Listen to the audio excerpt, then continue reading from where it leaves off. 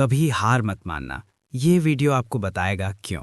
जरा सोचिए, आप एक बहुत गहरी चौड़ी खाई के किनारे खड़े हैं। उस पार आपकी मंजिल है, आपका सपना, वो सब कुछ जो आप हमेशा से पाना चाहते थे। लेकिन जैसे ही आप नीचे देखते हैं, आपको सिर्फ गहरा अंधेरा नजर आता है और आपके दिमाग में एक ही आवाज़ गूंजती है, अगर गिर गए तो, अगर नाकाम हो गए तो। ये डर और नाकाम होने पर लोगों के सामने शर्मिंदा होने का डर हमें वहीं पर रोक देता है, जैसे हमारे पैर जम गए हों। हम वो छलांग लगाने से पहले ही हार मान लेते हैं। लेकिन क्या हो अगर मैं आपसे कहूं कि ये डर आपका दुश्मन नहीं है? क्या हो अगर मैं कहूं कि यही डर आपकी सबसे बड़ी ताकत बन सकता है?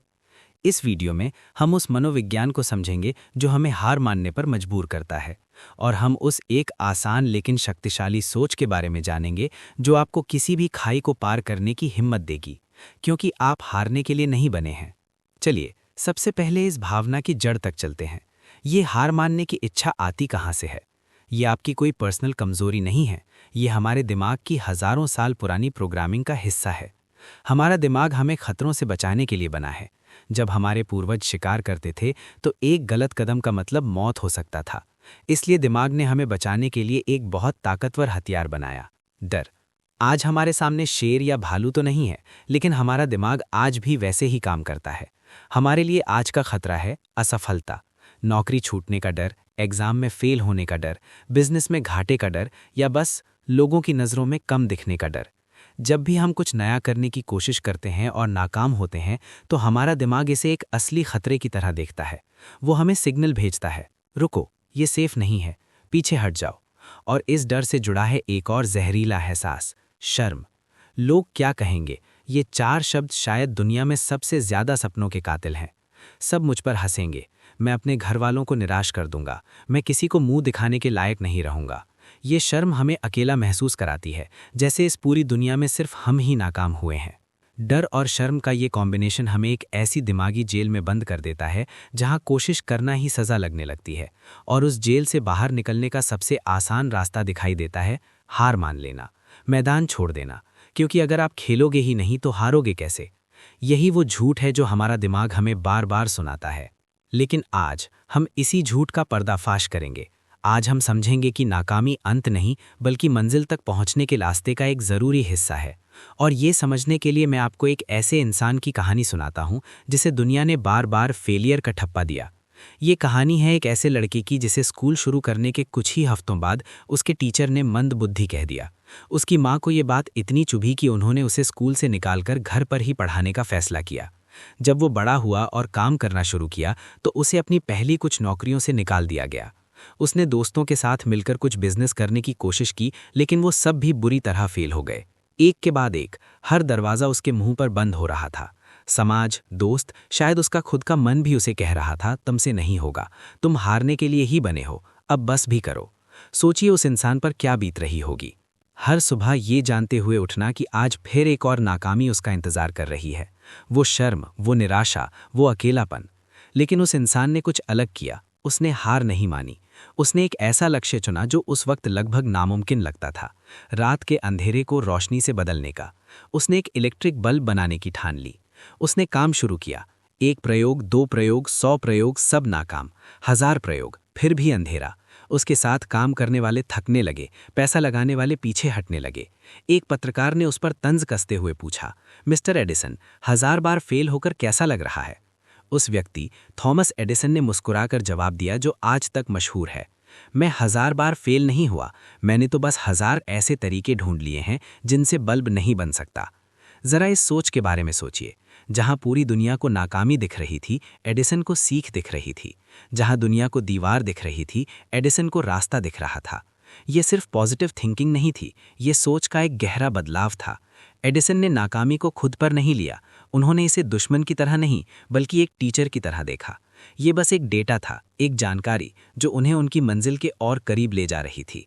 और कहते हैं कि लगभग 10,000 प्रयोगों के बाद वो एक छोटा सा बल्ब आखिरकार जल उठा। उस एक पल की कामयाबी के पीछे हजारों नाकामियों की एक लंबी अंधेरी रात थी। अगर एडिसन ने 9,999वीं कोशिश के बाद हार मान ली होती तो शायद आज हमारी दुनिया कुछ और ही होती। एडिसन की कहानी हमें सिखाती है कि महानता लगातार कामयाब होने में नहीं है, महानता हर बार गिरने के बाद दोबारा उठ खड़े होने में है। और यही वो दिमागी बदलाव है जिसकी मैं बात कर रहा हूँ। तो ये जादुई सोच आखिर है क्या? ये सुनने में बहुत आसान है, लेकिन इसे अपनाना आपकी पूरी दुनिया बदल सकता है। वो सोच ये है, नाकामी एक घटना है, आप नहीं। इस लाइन को अपने दिमाग में बिठा लीजिए। नाकामी एक घटना है, आप नहीं। Failure is an event, not a person. जब आप किसी एग्जाम में फेल होते हैं तो इसका मतलब ये नहीं कि आप एक फेलियर हैं। इसका मतलब सिर्फ ये है कि वो एग्जाम नाम की घटना, वो एक कोशिश सफल नहीं हुई। जब आपका कोई बिजनेस नहीं चलता तो इसका मतलब ये नहीं कि आप एक नाकाम इंसान हैं। इसका मतलब सिर्फ ये है कि वो बिजनेस नाम की घटना सफल नहीं हुई। जैसे ही आप खुद को नाकामी से अलग करते हैं, शर्म और डर की पकड़ ढीली पड़ जाती है। अब ये आपकी पहचान पर हमला नहीं लगता, ये आपके आत्मसम्मान पर कोई दाग नहीं है। ये बस एक नतीजा है, एक डेटा है। एडिसन की तरह आप कह सकते हैं कि ठीक है, ये तरीका काम नहीं आया, अब अगला क्या? ये सोच आपके फिक्स्ड माइंडसेट को ग्रोथ माइंडसेट में बदल देती है। फिक्स्ड माइंडसेट वाला इंसान सोचता है, मेरी काबिलियत इतनी ही है, अगर मैं फेल हुआ तो इसका मतलब है कि मैं ये काम कर ही नहीं सकता। लेकिन ग्रोथ माइंडसेट वाला इंसान सोचता है, मैं मेहनत और प्रैक्टिस से कुछ भी सीख सकता हूँ। नाकामी का मतलब है कि मुझे और सीखने और कोशिश करने की ज़रूरत है। ये बदलाव आपको आलोचना से डरने के बजाय उसे सीखने का मौका समझने की ताकत देता है। ये आपको परफेक्शनिस्ट होने के दबाव से आज़ाद करता है, जो हमें अक्सर पहला कदम उठाने से ही रोक देता है। आप समझने लगते हैं कि पहला कदम कभी भी परफेक्ट नहीं होगा। आपका पहला वीडियो, पहला गाना, पहला प्रोडक्ट शायद अच्छा ना हो, लेकिन ये एक शुरुआत है। ये एक घटना है, आपकी पहचान नहीं। तो अगली बार जब आप नाकाम हो तो खुद से ये सवाल पूछें कि क्या ये नाकामी ये साबित करती है कि मैं बुरा हूँ, या ये सिर्फ ये दिखा रही है कि मेरा तरीका सही नहीं था। 99.9% मामलों में जवाब दूसरा वाला होगा, और ये एहसास आपको दोबारा उठने और एक नए तरीके से कोशिश करने की आज़ादी देगा। सिर्फ सोचना काफ़ी नहीं है, इस सोच को अपनी रोज़ की ज़िंदगी का हिस्सा बनाना ज़रूरी है। यहाँ 5 प्रैक्टिकल कदम हैं जिन्हें आप आज से ही अपना सकते हैं, ताकि कभी हार ना मानने की आदत आपकी पहचान बन जाए। पहला कदम, अपनी खाई पर छोटे छोटे पत्थरों से पुल बनाएं। याद है वो गहरी खाई? उसे एक छलांग में पार करने की कोशिश डरावनी है। इसके बजाय उस खाई पर एक एक पत्थर रखकर पुल बनाने की सोचिए। अपने बड़े लक्ष्य को बहुत छोटे छोटे, रोज़ या हर हफ्ते पूरे होने वाले कामों में बांट दीजिए। अगर आपको एक किताब लिखनी है तो आपका लक्ष्य किताब लिखना नहीं है, बल्कि आज 300 शब्द लिखना है। इन छोटी छोटी जीतों को सेलिब्रेट करें, ये आपको रफ्तार और आत्मविश्वास देगा। दूसरा कदम, अपने अंदर की आवाज़ को बदलें। जब आप फेल होते हैं तो आपके अंदर की आवाज़ क्या कहती है? देखा, मैंने कहा था ना, तुमसे नहीं होगा। इस आवाज़ को पहचानिए और इसे चैलेंज कीजिए। इसे एक पॉजिटिव स्क्रिप्ट से बदलिए। मैं फेल हो गया के बजाय कहिए, मैंने सीखा कि ये तरीका काम नहीं आया। मैं कभी कामयाब नहीं हो सकता के बजाय कहिए, मुझे एक अलग प्लान की ज़रूरत है। आप खुद से जो बातें करते हैं वही आपकी सच्चाई बन जाती है, इसलिए उसे समझदारी से चुनें। तीसरा कदम, एक फेलियर जर्नल बनाएं। ये सुनने में अजीब लग सकता है, लेकिन ये अविश्वसनीय रूप से शक्तिशाली है।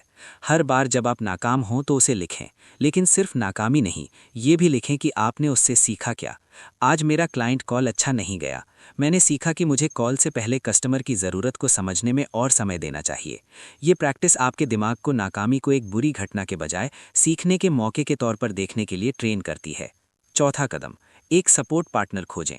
अकेले लड़ाई लड़ना बहुत मुश्किल होता है। एक दोस्त, मेंटोर या परिवार का कोई सदस्य खोजें जिसके साथ आप अपने लक्ष्य और अपनी मुश्किलें शेयर कर सकें। जब आप हार मानने के कगार पर हों तो वो इंसान आपको याद दिला सकता है कि आपने शुरू क्यों किया था। ये जानना कि कोई और भी आपकी परवाह करता है, आपको हिम्मत देता है। पांचवा कदम, आराम करने को हार मानना ना समझें। कभी हार मत मानना का मतलब ये नहीं कि आप कभी थक नहीं सकते या ब्रेक नहीं ले सकते। इसका मतलब ये भी नहीं कि आप अपना प्लान नहीं बदल सकते।